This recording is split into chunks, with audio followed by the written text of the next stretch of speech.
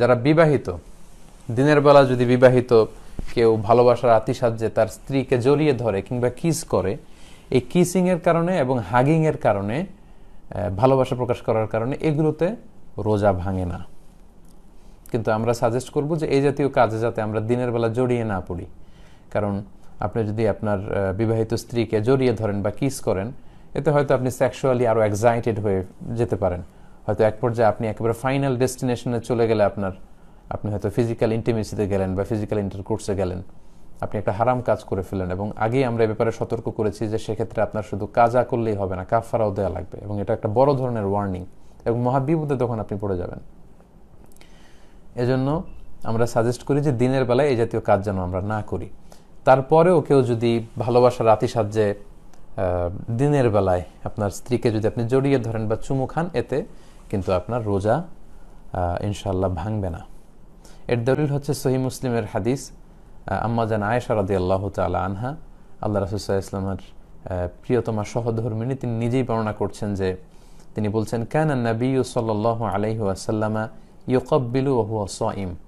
আল্লাহ রাসূল সাল্লাল্লাহু আলাইহি ওয়াসাল্লাম রমাদান মাসে দিনের বেলায় আমাকে চুমু দিতেন, ওয়া ইউবাশিরু ওয়া হুয়া সাইম, এবং তিনি আমাকে জড়িয়ে ধরতেন, আগলে রাখতেন রোজা রাখা অবস্থায়। তো এটাই প্রমাণ করে যে চুমু দিলে বা স্ত্রীকে জড়িয়ে ধরলে, কিস করলে বা হাগ করলে, এতে করে কিন্তু আপনার রোজা ভাঙবে না। তবে আমরা এটাকে সাজেস্ট করি না, যেহেতু এটার কারণে আপনি সেক্সুয়ালি এক্সাইটেড হয়ে যেতে পারেন এবং আপনি বড় ধরনের কবিরা গুনাহে লিপ্ত হয়ে যেতে পারেন। তবে কারো যদি নিজের ওইরকম কন্ট্রোল থাকে, তাহলে এরকম ঘটনা যদি ঘটে যায়, তাহলে আপনার রোজা ভাঙবে না ইনশাআল্লাহ। 3 নাম্বার হচ্ছে ওয়েট ড্রিম, যেটাকে আরবিতে বলে আল ইহতিলাম, বাংলায় অর্থ দাঁড়াবে স্বপ্নদোষ। অর্থাৎ রমাদানের দিনের বেলা আপনি ঘুমিয়ে আছেন, এমন কিছু হয়তো স্বপ্নে দেখেছেন যেটার কারণে আপনার উত্তেজনা চলে এসেছে এবং সিমেন আউট হয়েছে, দেহ থেকে বীর্যপাত হয়েছে। তো এটার কারণে কিন্তু আপনার রোজা ভাঙবে না, কারণ আপনি ঘুমিয়েছিলেন। আমরা শুরুতেই শুনেছি যে রুফি আল কালামু আন সালাসা আনিন নাইমি হাত্তা ইয়াস্তাইকিযা, ঘুমন্ত ব্যক্তির উপর থেকে শরীয়তের বিধানকে রহিত করা হয়েছে যতক্ষণ না সে জাগ্রত হয়। তো ঘুম অবস্থায় তো আপনি ইচ্ছাকৃত এটা করেননি, ফলে এই যে আপনার সিমেন আউট হলো, এতে করে আপনার রোজা ইনশাল্লাহ ভাঙবে না। জাস্ট আপনার জন্য গোসল ফরজ হয়েছে। আমরা জানি যে সিমেন আউট হলে, দেহ থেকে বীর্যপাত হলে গোসল ফরজ হয়। আপনি ঘুম থেকে উঠেই তাড়াতাড়ি গোসল করে নেবেন, এতে আপনার রোজা ভাঙবে না ইনশাল্লাহ। স্বপ্নদোষের কারণে রমাদানের দিনের বেলায় স্বপ্নদোষ হলে, যেটাকে ওয়েট ড্রিম বলে, এতে আপনার রোজা ভাঙবে না। 4 নাম্বার হচ্ছে ব্লাড টেস্ট। অনেকে জিজ্ঞেস করে যে হুজুর, রমাদানে রোজা রেখে ব্লাড টেস্ট করা যাবে কিনা। কি মনে হয় আপনাদের, ব্লাড টেস্ট করা যাবে?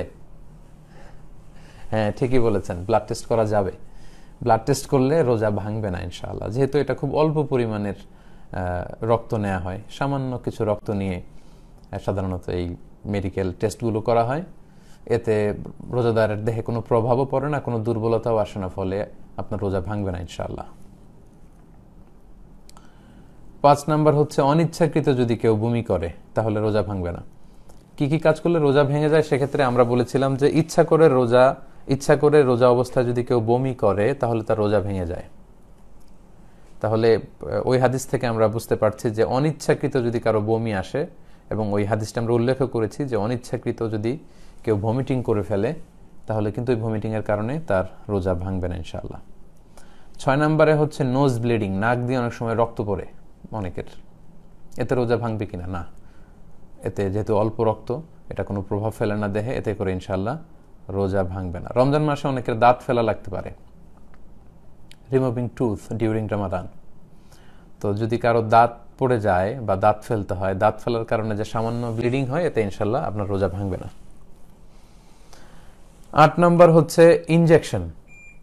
অনেকে এই প্রশ্নটা আমাদের করে থাকেন যে রমাদান মাসে ইনজেকশন পুশ করা যায় কিনা।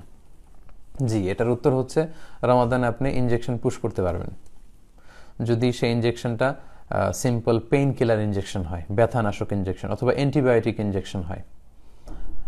এই জাতীয় কোনো মেডিকেশন বা ভ্যাকসিন জাতীয় ইনজেকশন হলে সেটা আপনার রোজা ভাঙবে না ইনশাআল্লাহ। কিন্তু ওই ইনজেকশন যদি স্বাভাবিক ইনজেকশন না হয়ে কোনো এনার্জেটিক ইনজেকশন হয়, যেটার মধ্যে ফুড সাপ্লিমেন্টারি আছে, অথবা যেটার মধ্যে নিউট্রিশিয়াস, যেটা নিউট্রিশন ভ্যালু আছে, পুষ্টিগুণ সম্পন্ন ইনজেকশন। এখন এমনও অনেক ফুড সাপ্লিমেন্টারি ভ্যাকসিন বা ইনজেকশন আবিষ্কার হয়েছে, যেটা আপনার দেহে পুশ করলে 3 দিন 4 দিন আপনার ক্ষুধা লাগবে না। পুষ্টি শূন্যতায় ভুগবেন না। এটা এত এনার্জেটিক ইনজেকশন। এই জাতীয় ইনজেকশন দিলে কিন্তু আপনার রোজা ভেঙে যাবে, কারণ তখন আপনি ইনডাইরেক্টলি সেই আল আকল ওয়া শুরব, আমরা শুরুতে যেটা বলেছি, খাওয়া এবং পান করা অর্থাৎ পানাহার, সেটাই আপনি করছেন। আপনি সরাসরি হয়তো মুখ দিয়ে খাদ্যনালী দিয়ে আপনার পাকস্থলী বা স্টোমাকে খাবার পাঠাচ্ছেন না, কিন্তু ইনডাইরেক্টলি এনার্জেটিক বা ফুড সাপ্লিমেন্টারি কিংবা নিউট্রিশন ভ্যালু আছে এরকম ইনজেকশন পুশ করে কিন্তু এই খাবার বা পানীয়ের কাজই আপনারা করছেন। তো এই জাতীয় ইনজেকশন হলে রোজা ভেঙে যাবে। কিন্তু এমনি সিম্পলি কোনো ভ্যাকসিন, পেইন কিলার ইনজেকশন, এই জাতীয় সাধারণ ইনজেকশন ইনশাল্লাহ রোজা ভাঙবে না।